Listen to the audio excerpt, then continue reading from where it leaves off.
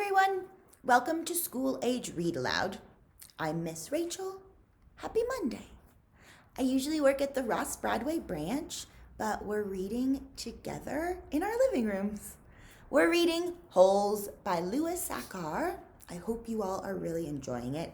I love this book, and I feel like there are lots of things that happen in it that remind me of stuff that's happening today in our world, which I think is really interesting. Let's see. What has happened in our book recently? We're going to start on chapter 32. We're a little over halfway through the book. Let's see what's happened so far. Zero ran away from camp. He hit Mr. Pendansky in the face with a shovel and then fled into the desert without any water. And then did the warden and Mr. Sir get in the truck right away and head out after Zero to find him? Ha! No, they didn't. They did nothing. They think that nobody will notice that Zero is gone. They don't think anybody will care. Let's see. I think we're just going to get started. But beforehand, I just want to remind you all, like every time, that our website is here for you, denverlibrary.org/kids. There's tons of stuff, activities and videos and ebooks and resources, games. It's Pride Month, so we have some special story times and activities. Our Facebook page has a bunch of stuff on it. I hope you guys are using those things if you're feeling bored at all. It's Summer of Adventure program, so if you guys like making stuff or exploring stuff or reading stuff, we will send you prizes for doing all of that. And you can sign up for that on our website too, denverlibraryadventures.org. Okay, let's just get started with our reading. Chapter 32. 2 days later, a new kid was assigned to Camp D. His name was Brian, but X-Ray called him Twitch because he was always fidgeting.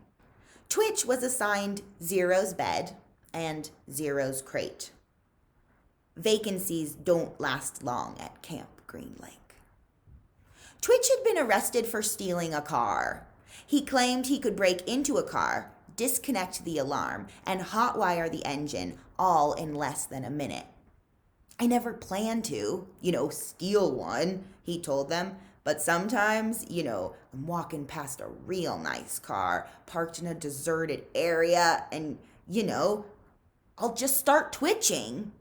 If you think I twitch now, you should see me when I'm around a car. The next thing I know, I'm just behind the wheel. Stanley lay on his scratchy sheets. It occurred to him that his cot no longer smelled bad. He wondered if the smell had gone away or if he had just gotten used to it. "Hey, caveman," said Twitch, "do we really have to get up at 4:30? "You get used to it," Stanley told him. "It's the coolest part of the day." He tried not to think about Zero. It was too late. Either he'd made it to Big Thumb or... What worried him the most, however, wasn't that it was too late. What worried him the most, what really ate at his insides, was the fear that it wasn't too late. What if Zero was still alive, desperately crawling across the dirt, searching for water? He tried to force the image out of his mind. The next morning, out on the lake, Stanley listened as Mr. Sir told Twitch the requirements for his hole, as wide and as deep as your shovel. Twitch fidgeted. His fingers drummed against the wooden shaft of his shovel, and his neck moved from side to side. "You won't be twitching so much after digging all day," Mr. Sir told him. "You won't have the strength to wiggle your pinky." He popped some sunflower seeds into his mouth, deftly chewed them, and spat out the shells. "This isn't a Girl Scout camp." The water truck came shortly after sunrise. Stanley got in line behind Magnet, ahead of Twitch. What if it's not too late? He watched Mr. Sir fill X-Ray's canteen. The image of Zero crawling across the hot, dry dirt remained in his head. But what could he do about it? Even if Zero was somehow alive after 4 days, how would Stanley ever find him? It would take days. He'd need a car. Or a pickup truck. A pickup truck with a tank of water in the back. Stanley wondered if Mr. Sir had left the keys in the ignition. He slowly backed away from the line and then circled over to the side of the truck. He looked through the window.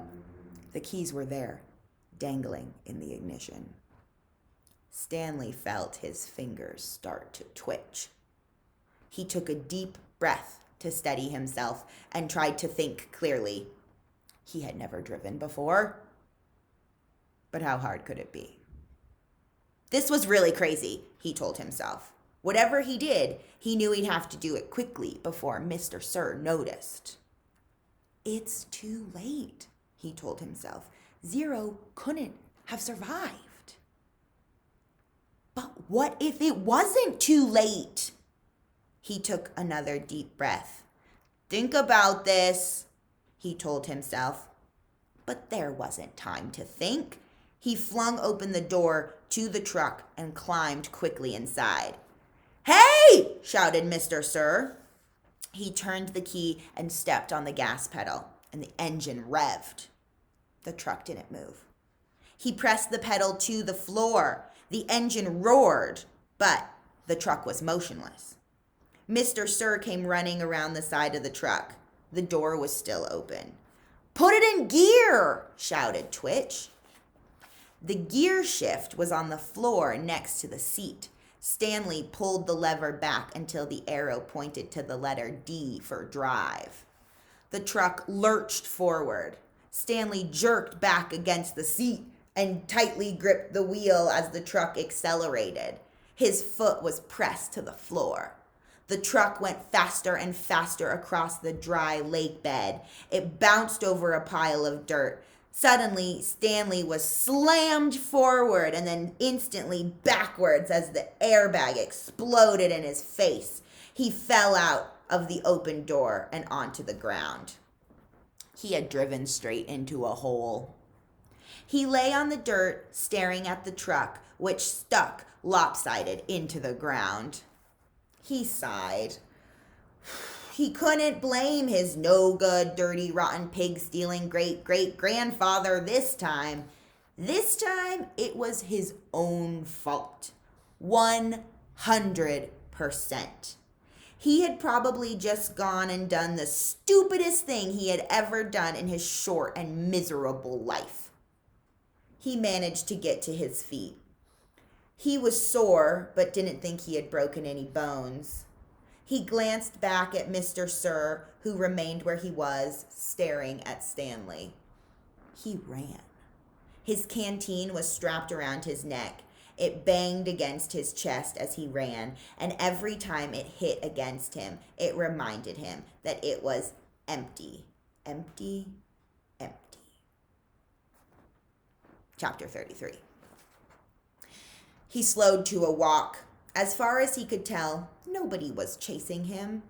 He could hear voices coming from back by the truck, but couldn't make out the words. Occasionally, he'd hear the revving of the engine, but the truck wasn't going anywhere anytime soon. He headed in what he thought was the direction of Big Thumb, but couldn't see it through the haze. Walking helped calm him down and allowed him to think clearly. He doubted he'd make it to Big Thumb, and with no water in his canteen, he didn't want to risk his life on the hope that he'd find refuge there. He'd have to return to camp.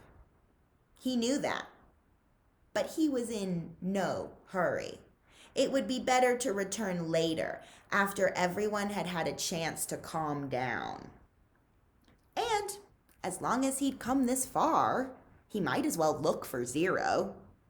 He decided he would walk as long as he could until he was too weak to go any further. Then he'd turn around and go back. He smiled as he realized that wouldn't quite work.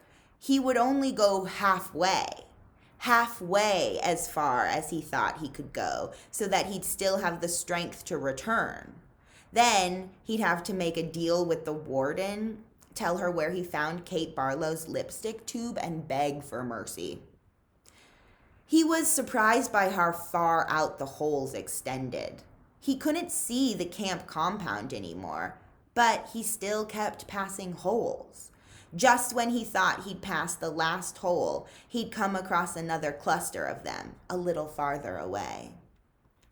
Back at the compound, they had dug in a systematic order, row upon row, allowing space for the water truck.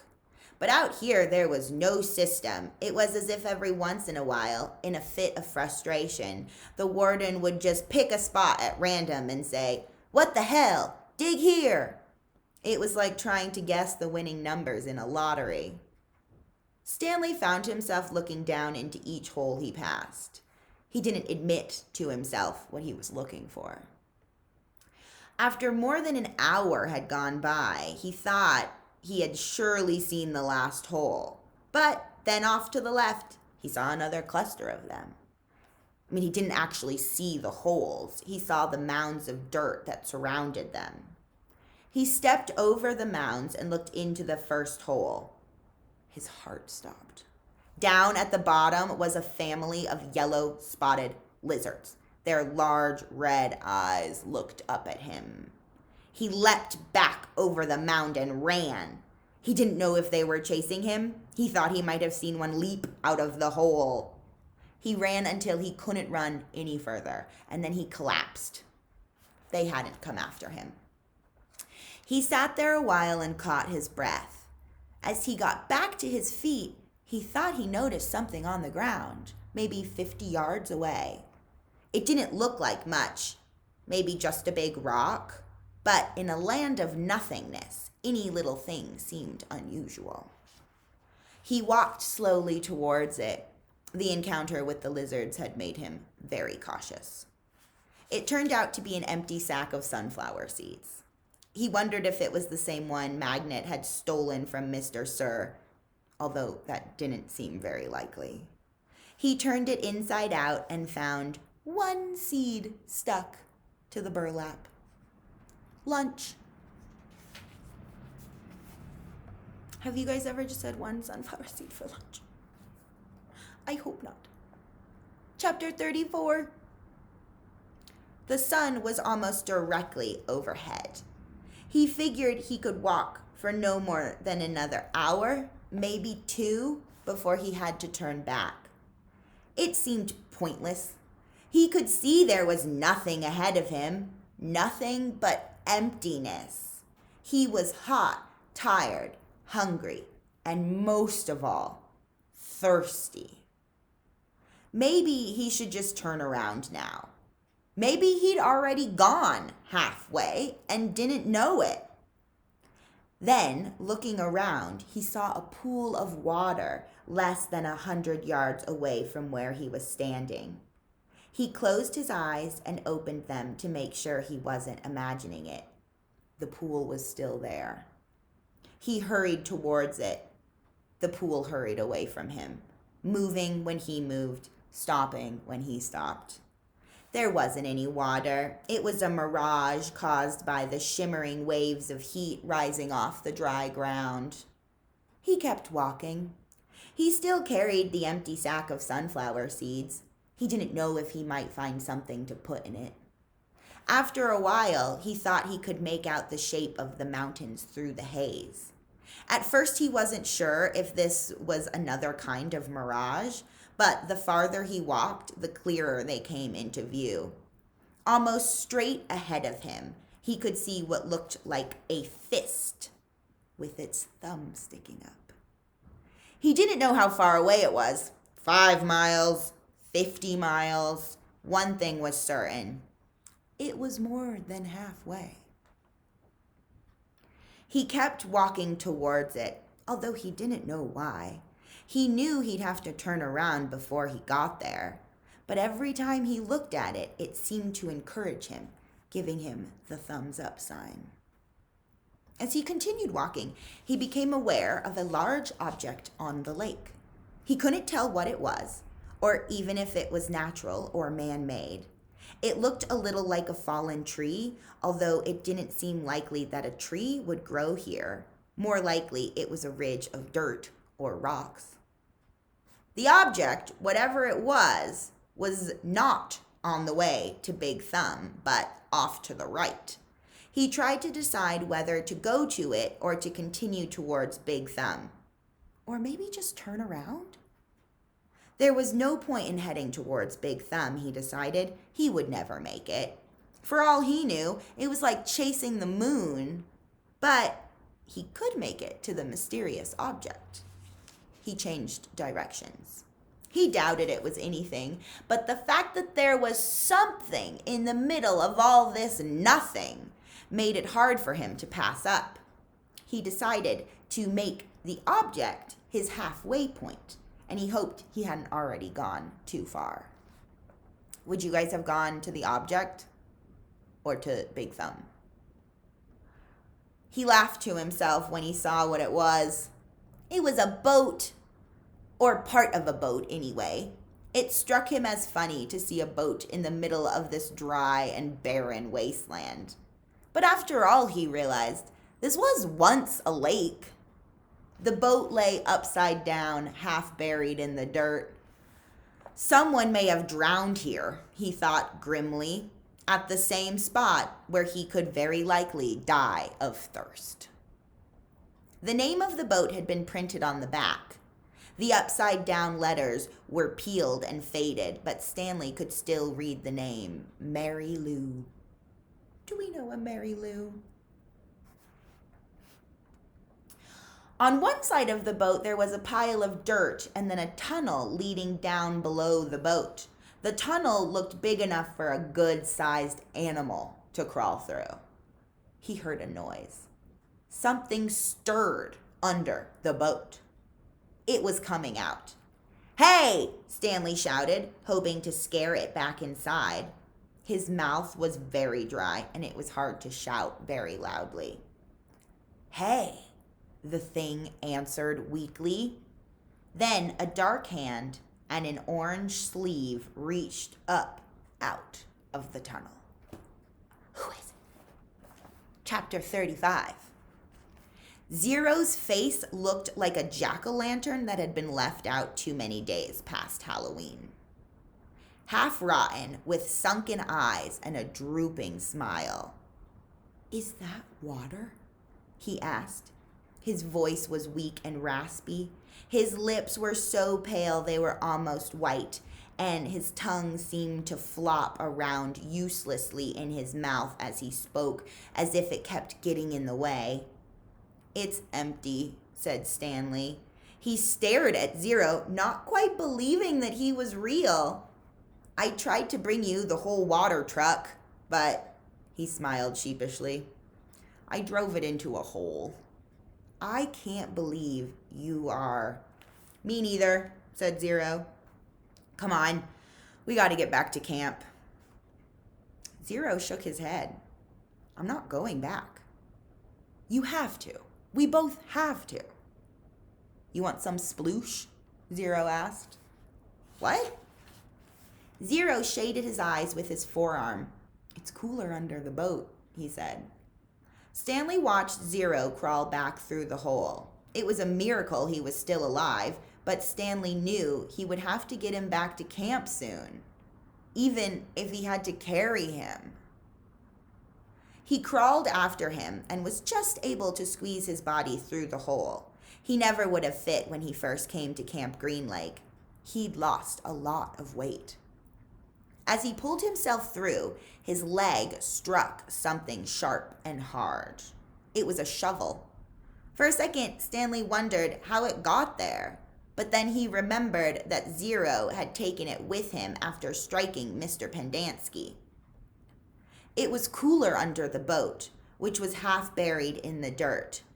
There were enough cracks and holes in the bottom of the boat, now the roof, to provide light and ventilation. He could see empty jars scattered about. Zero held a jar in his hand and grunted as he tried to unscrew the lid. "What is it?" "Sploosh!" His voice was strained as he worked on the jar. "It's what I call it. They were buried under the boat." He still couldn't get the lid off. "I found 16 jars. Here, hand me the shovel." Stanley didn't have a lot of room to move. He reached behind him, grabbed the wooden end of the shovel, and held it out to Zero, blade first. "Sometimes you just have to," Zero said as he hit the jar against the blade of the shovel, breaking the top of the jar clean off. He quickly brought the jar to his mouth and licked the sploosh off the jagged edges before it spilled. "Careful," Stanley warned. Zero picked up the cracked lid and licked the sploosh off that as well. Then he handed the broken jar to Stanley. "Drink some." Stanley held it in his hand and stared at it a moment. He was afraid of the broken glass. He was also afraid of the sploosh. It looked like mud. Whatever it was, he realized, it must have been in the boat when the boat sank. That meant it was probably over 100 years old. Who knew what kind of bacteria might be living in it? "It's good," said Zero, encouraging him. He wondered if Zero had ever heard of bacteria. He raised the jar to his mouth and carefully took a sip. It was warm, bubbly, mushy nectar, sweet and tangy. It felt like heaven as it flowed over his dry mouth and down his parched throat. He thought it might have been some kind of fruit at some time, perhaps peaches. Zero smiled at him. "I told you it was good." Stanley didn't want to drink too much, but it was too good to resist. They passed the jar back and forth until it was empty. "How many are left?" he said. "None," said Zero. Stanley's mouth dropped. "Now I have to take you back," he said. "I'm not digging any more holes," said Zero. "They won't make you dig," Stanley promised. "They'll probably send you to a hospital like Barf Bag." "Barf Bag stepped on a rattlesnake," said Zero. Stanley remembered how he'd almost done the same. I guess he didn't hear the rattle. "He did it on purpose," said Zero. "You think?" "He took off his shoe and sock first." Stanley shivered as he tried to imagine it. "What's Marya Luo?" asked Zero. "What?" Zero concentrated hard. "Marya Luo. I have no idea." "I'll show you," said Zero. He crawled back out from under the boat. Stanley followed. Back outside, he had to shield his eyes from the brightness. Zero walked around to the back of the boat and pointed to the upside-down letters. "Arya Ow?" Stanley smiled. "Mary Lou. It's the name of the boat." "Mary Lou," Zero repeated, studying the letters. "I thought Y made a Y sound." "It does," said Stanley, "but not when it's at the end of a word. Sometimes Y is a vowel, and sometimes it's a consonant." Zero suddenly groaned. He grabbed his stomach and bent over. "Are you all right?" Zero dropped to the ground. He lay on his side with his knees pulled up to his chest. He continued to groan. Stanley watched helplessly. He wondered if it was the sploosh.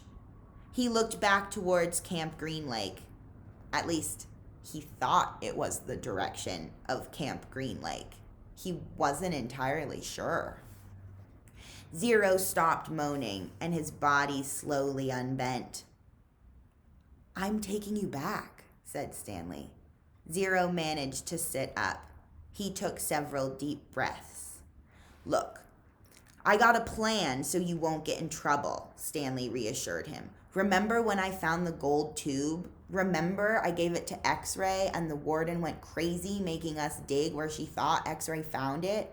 I think if I tell the warden where I really found it, I think she'll let us off. I'm not going back, said Zero. You've got nowhere else to go, said Stanley. Zero said nothing. You'll die out here, said Stanley. Then I'll die out here. Stanley didn't know what to do. He had come to rescue Zero and instead drank the last of his sploosh. He looked off into the distance. I want you to look at something. I just want you to look at that mountain up there. See the one that has something sticking up out of it? Yeah, I think. What does it look like to you? Does it look like anything? Zero said nothing. But as he studied the mountain, his right hand slowly formed a fist. He raised his thumb. His eyes went from the mountain to his hand, and then back to the mountain. And we're going to stop there today. Tomorrow, we will pick up on chapter 36.